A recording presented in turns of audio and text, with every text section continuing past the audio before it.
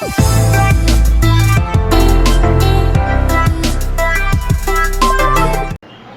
बच्चों, मैं धीरज कुमार साहू, भौतिक ज्ञान प्रवक्ता। बच्चों, तरंग प्रकाशिकी के अंतर्गत एक बहुत महत्वपूर्ण क्वेश्चन आता है जिसे हम कहें व्यतिकरण। हमने इससे पहले वाले भाग में व्यतिकरण के बारे में तो नहीं पढ़ा, बस शब्द सुना था व्यतिकरण। प्रकाश व्यतिकरण गुण को भी व्यक्त करता है। काफी समय से सोचते चले आ रहे हैं आखिर व्यतिकरण है क्या। चलिए आज जानते हैं हम प्रकाश का व्यतिकरण। तो हेडिंग है आज हमारे पास व्यतिकरण।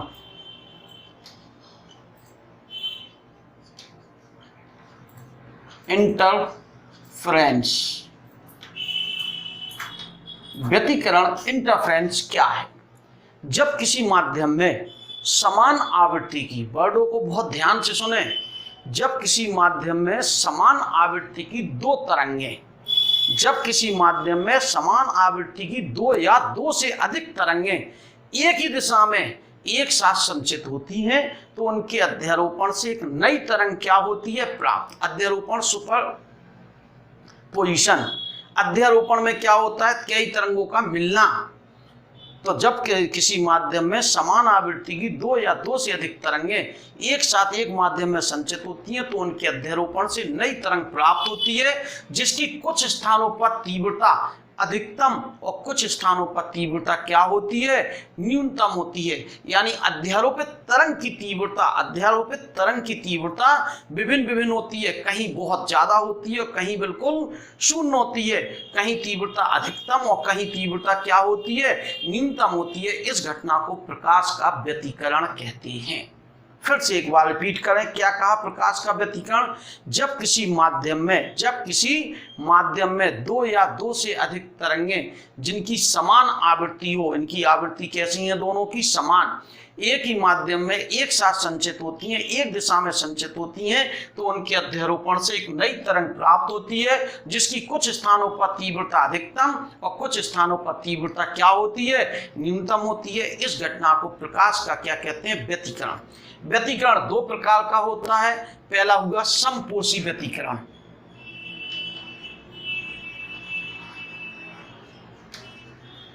या रचनात्मक व्यतिकरण। ठीक है, कंस्ट्रक्टिव इंटरफेरेंस क्या होगा? समपोषी व्यतिकरण। नंबर पहली बात, समपोषी, जिस स्थान पर तीव्रता अध्यारोपण से तरंग मिली हो, जिस स्थान पर तीव्रता क्या हो? अधिकतम हो, उन स्थानों पर रचनात्मक व्यतिकरण या समपोषी व्यतिकरण या कंस्ट्रक्टिव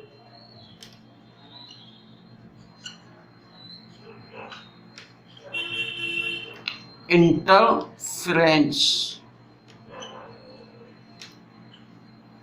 जिन स्थानों पर तीव्रता क्या हो? अधिकतम हो, जिन स्थानों पर तीव्रता क्या हो? अधिकतम हो, उन स्थानों पर जो व्यतिकरण होता है उसे हम समपोषी, रचनात्मक या कंस्ट्रक्टिव इंटरफेरेंस कहते हैं। दूसरी बात करें जिसे हम कहेंगे विनाशी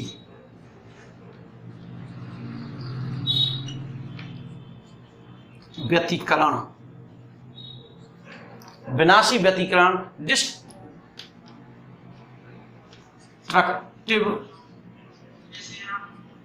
इंटरफेरेंस, जहां पर तीव्रता का मान न्यूनतम, मिनिमम या शून्य हो, या क्या हो? शून्य हो। जहां पर तीव्रता न्यूनतम माने जीरो हो, उन स्थानों पर जो व्यतिकरण होता है उसे क्या कहते हैं? विनाशी व्यतिकरण कहते हैं। एक बार पूरी बात को रिपीट कर दें। क्या बताया? सबसे पहले व्यतिकरण इंटरफेरेंस क्या बताया? जब किसी माध्यम में समान आवृत्ति की दो तरंगें एक दिशा में एक माध्यम में संचित हो रही हो तो उनके अध्यारोपण से, उनके मिलने से जो तरंग मिलेगी उसकी तीव्रता भिन्न स्थानों पर विभिन्न होती है। इस घटना को व्यतिकरण कहते हैं। जिन स्थानों पर तीव्रता अधिकतम होती है उसे समपोषी व्यतिकरण यानी रचनात्मक व्यतिकरण, कंस्ट्रक्टिव इंटरफेरेंस, और जिन स्थानों पर तीव्रता का मान शून्य, जीरो होता है वहां पर कौन सा व्यतिकरण? विनाशी व्यतिकरण होता है। कन्फर्म? कोई दिक्कत नहीं। चले आगे की ओर। अब हम बात जानना चाहते हैं व्यतिकरण के फलस्वरूप परिणामी तीव्रता, हम दो तरंगों को चलाने वाले हैं, उनके समीकरण लिखने वाले हैं, उनको मिलाने के बाद जो समीकरण प्राप्त होगा उसकी विवेचना करनी है, गणितीय विवेचना करनी है। तो यानी हम दो तरंगे ले रहे हैं और उन दो तरंगों के लिए हम समीकरण की स्थापना कर रहे हैं कि आखिर क्या समीकरण होगा। चलिए देखते हैं। सबसे पहले इसके लिए हमने एक तरंग जिसका विस्थापन, माना कि किसी माध्यम में दो समान आवृत्ति की तरंगें हैं। कैसी आवृत्ति की? समान आवृत्ति n की तरंगें एक माध्यम में एक ही दिशा में संचित होती हैं, जिनके आयाम a1 व a2 हैं। एक का आयाम मींस एम्पलीट्यूड a1 है, दूसरी तरंग का आयाम एम्पलीट्यूड क्या है? a2 है। तब पहली तरंग का समीकरण y1 बराबर a1 sine omega T. Omega, जहां ओमेगा वैल्यू क्या होगी? जहां ओमेगा बराबर 2 पाई n होगा। ओमेगा बराबर क्या होगा? 2 पाई n होगा, जहां n आवृत्ति है, कोणीय आवृत्ति बोलते हैं, एंगुलर फ्रीक्वेंसी बोलते हैं ओमेगा को। 2 पाई n होगा, नहीं कोई दिक्कत। समीकरण 1 हो गया ये। इसी प्रकार दूसरी तरंग के लिए y2 बराबर a2 sine omega T plus minus 5 हो सकता है। प्लस माइनस 5 लेने का मतलब आयाम अधिकतम भी हो सकता है, आयाम न्यूनतम भी हो सकता है। आप प्लस भी ले सकते हो, माइनस भी ले सकते हो, कोई दिक्कत। यह दोनों तरंगें एक ही माध्यम में एक साथ संचित हो रही हैं। चूंकि जो समीकरण सरलावर्त गति के हैं, दोनों की आवृत्तियां समान है। देखो ओमेगा ओमेगा, इसमें कलांतर फाई है, यानी फाई कोण आगे है। कला हमने वर्ड पढ़ा है, कलांतर फाई कोण अग्रगामी या पश्चिमी। चले अध्यारोपण के सिद्धांत से।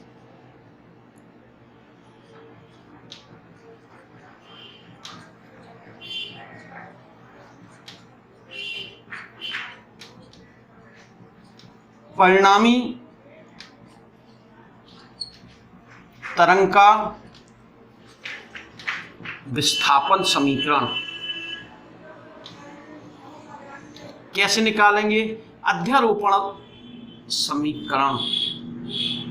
अध्यारोपण कहता है किसी माध्यम में दो या दो से ज्यादा तरंगें चलती हैं तो उनका परिणामी आयाम दोनों तरंगों के विस्थापनों के योग के क्या होता है? बराबर होता है। अध्यारोपण का सिद्धांत सीधा सीधा सा है।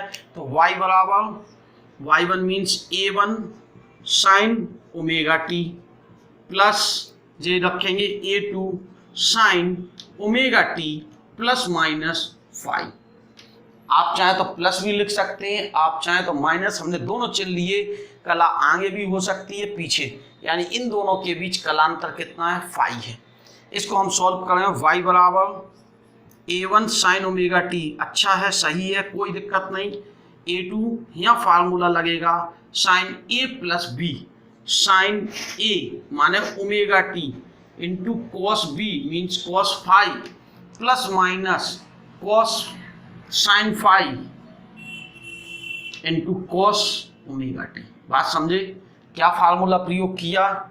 साइन ए प्लस बी बराबर sine A cos B plus cos A sine B. ठीक है, एक ही बात है, आगे पीछे लिख लिया, कोई समस्या नहीं है। Sign A cos B plus cos A sine B, वैसे लिख दे, उस चीज में कोई समस्या नहीं है। Cos omega T into sine A, sine B sorry. ठीक है, confirm. Formula sine A plus B और sine A cos B plus cos A sine, ये हमने अप्लाई कर दिया। क्या आ गया? y बराबर a1 sine omega T plus a2 sine omega T cos 5 plus minus a2 cos omega T sine 5। ऐसा करते हैं, यहाँ पर साइन ओमेगा टी कॉमन आ रहा है, कॉमन ले लेते हैं। y बराबर a1 plus a2 cos 5, common आ गया साइन ओमेगा टी, आगे पीछे कोई दिक्कत नहीं। प्लस इसे हमने लिख लिया, इसमें क्या लिख दिया? a2 साइन 5 और कॉस ओमेगा टी। ठीक है, इसमें साइन अलग ले लिया। अब हमने यहाँ माना, इस बात को विशेष ध्यान रखेंगे, इस स्टेप को ध्यान रखेंगे। हम इन मानों को मान ले रहे हैं, ऐसे मान ले रहे हैं कि इनके अध्यारोपण से जो तरंग मिलेगी वो भी क्या होनी चाहिए, सरल आवर्त। यह जो तरंग है ये है A1 plus A2 cos phi बराबर कैपिटल A cos थीटा हमने माना, समीकरण नंबर 3 कह रहे हैं हम इसको, तथा A2 साइन फाई को हमने कैपिटल A साइन थीटा माना, समीकरण नंबर 4 कह रहे हैं हम इसे, जहां A व थीटा नए नियतांक है।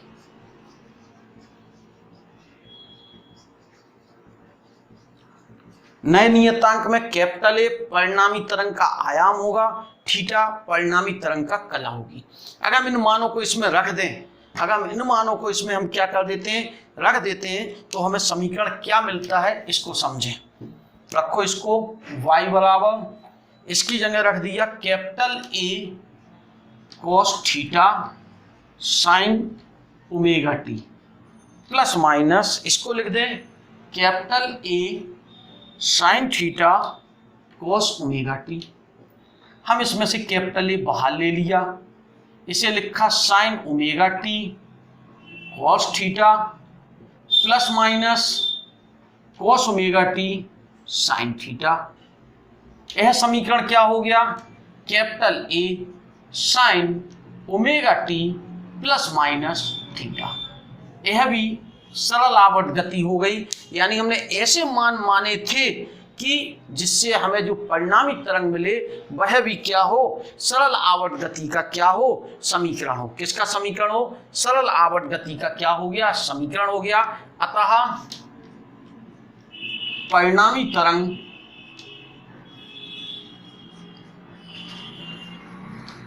भी SHM है, या यह समीकरण परिणामी तरंग का विस्थापन समीकरण है, जो लिखा हुआ है, कोई दिक्कत नहीं है, उसे बार बार रिपीट करें। जिसमें इस समीकरण में कैपिटल ए परिणामी तरंग का आयाम है, ठीक है, और थीटा परिणामी तरंग के लिए कलांतर आ गया समीकरण 1 से या 2 से। देख, समीकरण 1 से कलांतर आ गया थीटा, और जो परिणामी आयाम है कैपिटल। हमें परिणामी आयाम निकालना है, हमें आयाम पता चलेगा तभी तो हम तीव्रता निकाल पाएंगे, क्योंकि हमने जाना है तीव्रता जो होती है वो आयाम के वर्ग के क्या होती है, समानुपाती होती है। तो जब हमें तीव्रता निकालनी, कब अधिकतम कब न्यूनतम, तो पहले क्या निकालना होगा, आयाम, परिणामी आयाम निकालना होगा। तो परिणामी आयाम निकालने के लिए हमें यह मान माने थे, तो ए का मान निकालने के लिए इन दोनों समीकरणों को वर्ग करके क्या करने पर, जोड़ने पर, समीकरण 3 लिया उसका वर्ग करो, प्लस समीकरण 4 लें उसका वर्ग करो, और इन्हें उठा के क्या कर दो, जोड़ दो। जोड़ते हैं, क्या होता है, A1 plus A2 cos phi का whole square plus A2 sine phi का होल स्क्वायर बराबर कैपिटल A cos थीटा का whole square plus capital A sine theta का होल स्क्वायर। कॉल करें जब क्या आएगा, जब उस वाले मान को इस तरफ लिख लेगा, या बाद में इसे वर्ग करेंगे, ए प्लस बी का whole square A1 square plus A2 square plus 2A1 A2 cos phi, A1 square plus A2 square plus 2A1, इसको खोल दें, plus A2 square sine square phi, इसे A square cos square theta plus A square sine square theta, ठीक है। उसमें क्या common आ गया, ए square ले लें, ये क्या हो गया, A1 स्क्वायर, इसमें और इसमें कुछ कॉमन आ गया, A2 स्क्वायर, अंदर क्या बचा, cos square phi plus sine square phi plus 2A1 A2 cos phi, इसमें कैपिटल A स्क्वायर कॉमन ले लो, cos square theta plus sine square theta. कुछ पुराना याद आ रहा है हाई स्कूल का, cos square phi plus sine square phi बराबर 1। एक सरल समीकरण पढ़ी थी हमने, इसे हम 1 कहेंगे, और यह भी कितना होगा 1 होगा, तो क्या आ जाएगा a1 square plus a2 square plus 2a1 a2 cos phi बराबर a स्क्वायर, यानी a स्क्वायर बराबर आ गया a1 square plus a2 square plus 2a1 a2 cos phi. तो a बराबर आ गया under root a1 square plus a2 square plus 2a1 a2 cos phi. यह हो गया परिणामी तरंग का विस्थापन समीकरण। परिणामी तरंग का कौन सा समीकरण? विस्थापन आयाम का समीकरण। समीकरण नंबर 5 होगा जी। समीकरण नंबर क्या हो जाएगा? 5। इसके आगे का पहले चलते हैं, इसे रिपीट कर लें एक बार। दो तरंगें ली, इनकी आवृत्तियां समान है, आयाम a1 a2 है, कलांतर फाई है। एक का विस्थापन समीकरण, दूसरे का अध्यारोपण के सिद्धांत से y बराबर y1 प्लस y2 मान रखो, साइन a प्लस b का फार्मूला लगाओ, जे आएगा, ठीक है ना। इसमें कॉमन आ गया sign omega T cos omega T. इसको हमने मान लिया एक कॉस थीटा। पहले लग रहा था कि ये मान गलत, लेकिन इसे सब सॉल्व कर लिया तो इसकी जगह यह रख दें और थीटा का मान अपॉन करके निकाल के रख दें, देखें वहीं पहुंच जाएंगे। दोनों को वर्ग करके जोड़ दो, ये परिणामी तरंग का विस्थापन समीकरण वर्ग करके जोड़ दें तो हमें आयाम का मान पता चल जाएगा। अब किसका मान निकालना? तीव्रता का, ठीक है। चलो हमने थ्योरी निकाली, समीकरण बनाया, क्या बनाया? परिणाम जो अध्यारोपण से तरंग बनी उसका आयाम a बराबर under root a1 square plus a2 square plus 2a1 a2 cos phi. हमसे कहा गया और हम जानते हैं आयाम जो है वो है तीव्रता पर निर्भर करता है। अगर हम तरंग की तीव्रता निकालना चाहते तो तीव्रता जो होती वो आयाम के वर्ग के क्या होती? समानुपाती होती। जब समानुपाती होती तो तरंग की तीव्रता का सूत्र भी हमें इससे प्राप्त हो जाता। हमसे कहा गया कि हम अधिकतम तीव्रता करना चाहते हैं और न्यूनतम तीव्रता। अधिकतम तीव्रता में कौन सा व्यतिकरण होता था? समपोषी व्यतिकरण। न्यूनतम तीव्रता के लिए कौन सा व्यतिकरण बताया था? विनाशी व्यतिकरण।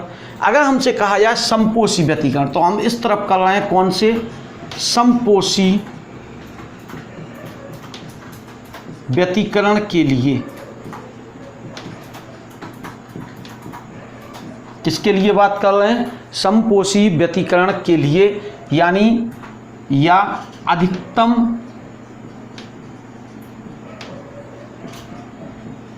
तीव्रता के लिए।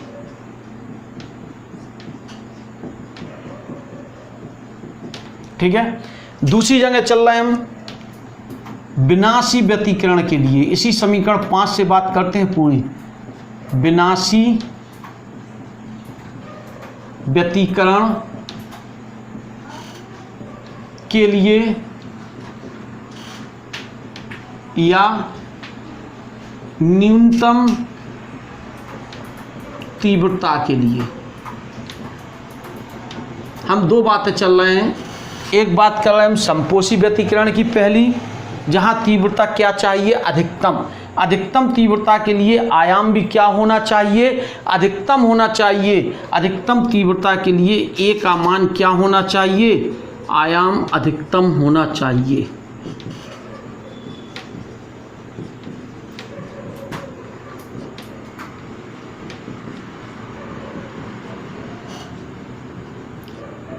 अधिकतम आयाम करने के लिए हमें ये नहीं बदल रहा, ये नहीं बदल रहा, ये नहीं बदल रहा, बदल रहा है क्या? Cos phi.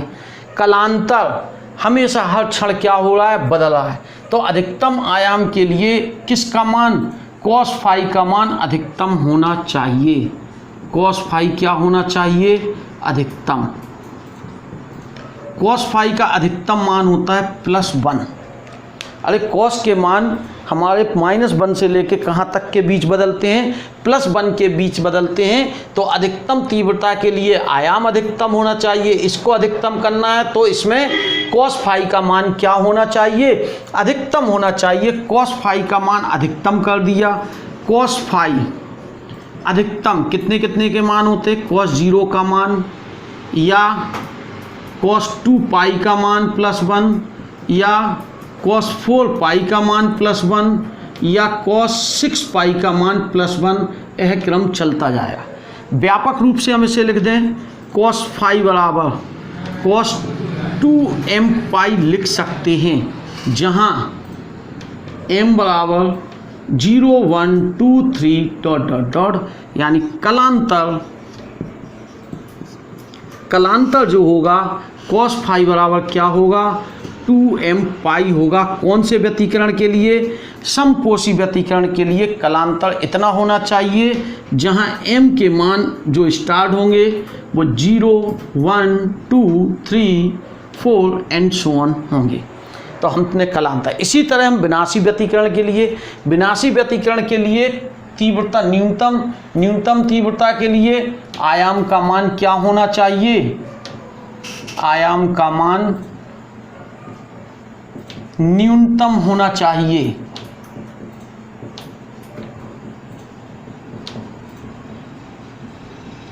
अब आयाम न्यूनतम करना है तो इस समीकरण में किसका मान?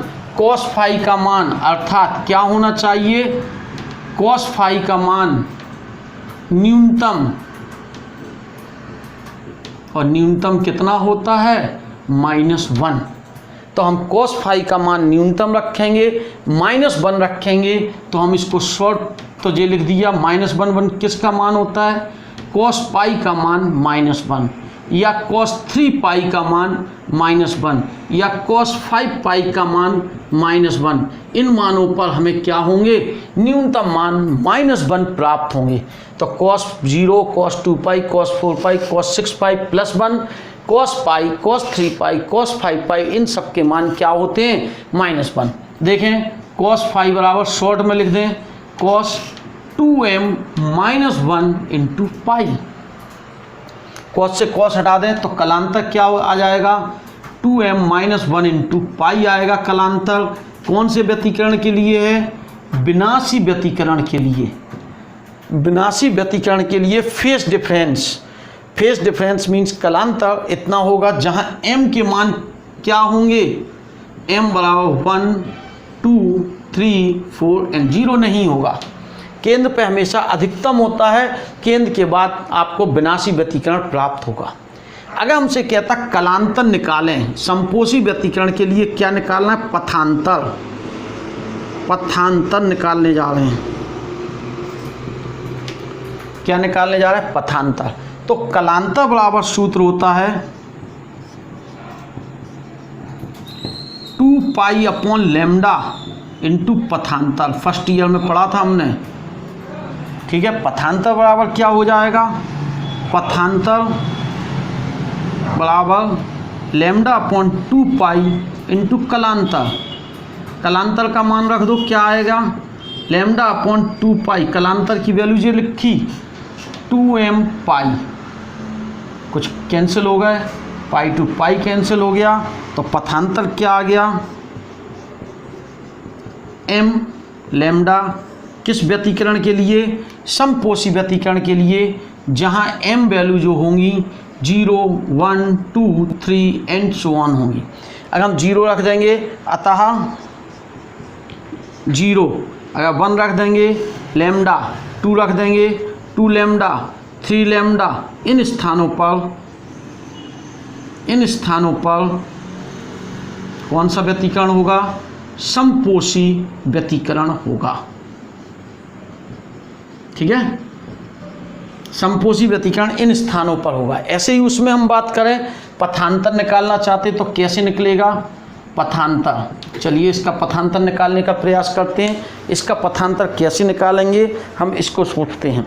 चल, पथांतर बराबर क्या फार्मूला होगा? लैम्डा अपॉन 2 पाई इंटू कलांतर, ठीक है।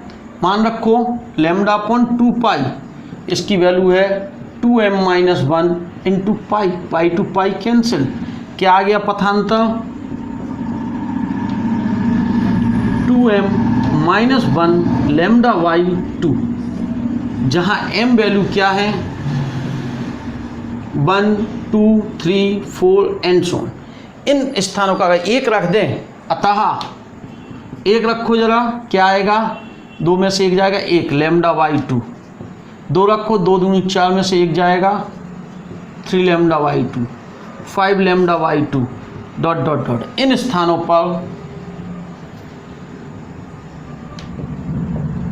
कौन सा व्यतिकरण होगा? विनाशी व्यतिकरण होगा।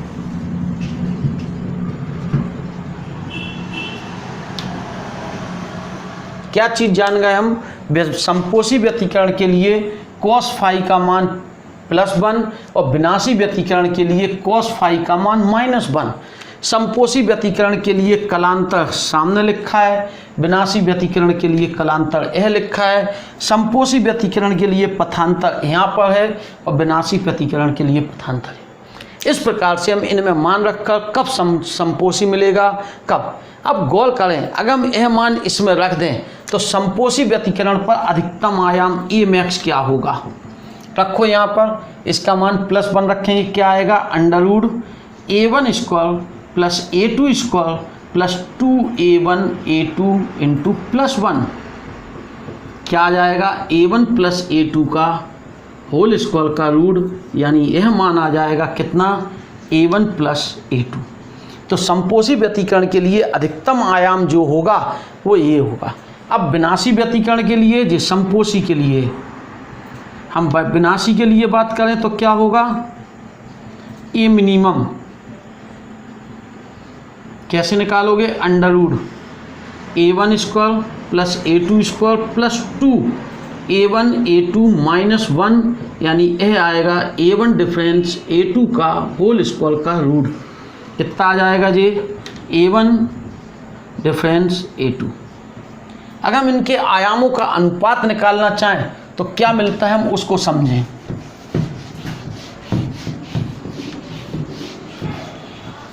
क्या मिलता है? A max upon A minimum बराबर A1 + A2 का whole square upon A1 - A2 का होल स्क्वायर। हम जानते हैं तीव्रता जो है वो समानुपाती A² होती, तो A max upon I minimum क्या होगा? बराबर A मैक्स का स्क्वायर अपॉन A मिनिमम का, यही आएगा अधिकतम तीव्रता बटे न्यूनतम तीव्रता। अगर हम इन मानों को रख दें, इसके पूरे मान रख दें, इसके हम क्या कर दें? मान रख दें, क्या आ जाएगा जी? वर्ग नहीं आना था क्योंकि मान ही आए थे केवल, वहाँ गलत यहाँ चढ़ेगा। A1 + A2 का whole square upon A1 - A2 का। इस सवाल का प्रयोग बहुत बार हो रहा है। कुछ सवाल ऐसे हैं जैसे कहेगा वो, किसी सवाल में कोई तरंग है, इसकी अधिकतम और न्यूनतम तीव्रता का अनुपात 9/4 है। एग्जाम्पल कर रहे हैं, 9/4। आपसे कहा जाए A1 और A2 का अनुपात ज्ञात कीजिए। A1 अपॉन A2 का रेशियो हमें क्या करना है? ज्ञात। कैसे करेंगे? ये दिया है 9/4 A1 + A2 का whole square upon A1 difference A2 का होल स्क्वायर। ये I max upon I minimum, इसकी वैल्यू कितनी दी? 9/4, तो 9/4 A1 + A2 upon A1 - A2 पूरे का होल स्क्वायर से हम चढ़ा देते हैं, रूट लेंगे 3/2 आ जाएगा जी। तो क्या आ जाएगा? 3/2 = A1 + A2 upon A1 difference A2। Multiply कर दें तो क्या होगा? 3A1 डिफरेंस या -3A2 बराबर 2A1 + 2A2। इसे इस तरफ ले आएँ तो ये हो जाएगा 3A1 - 2A1। इसे उस तरफ ले जाए 2A2 + 3A2। क्या हो जाएगा जुड़ने के बाद? ठीक है, ये A1 बराबर 5A2, तो A1 अपॉन A2 बराबर क्या आ जाएगा? 5/1 आ जाएगा। बिल्कुल आराम से हम इस सवाल को क्या कर लेंगे? सॉल्व कर लेंगे। डेरिवेशन बड़ी है लेकिन आराम से करें, स्टेप बाय स्टेप करें। आप नीचे नोट्स डाउनलोड कर लें, इसे तैयार करें। ठीक है, कोई दिक्कत हो तो नोट्स को बार बार देखें, वीडियो को बार बार देखें, आप तैयार कर सकते हैं। ओके, धन्यवाद।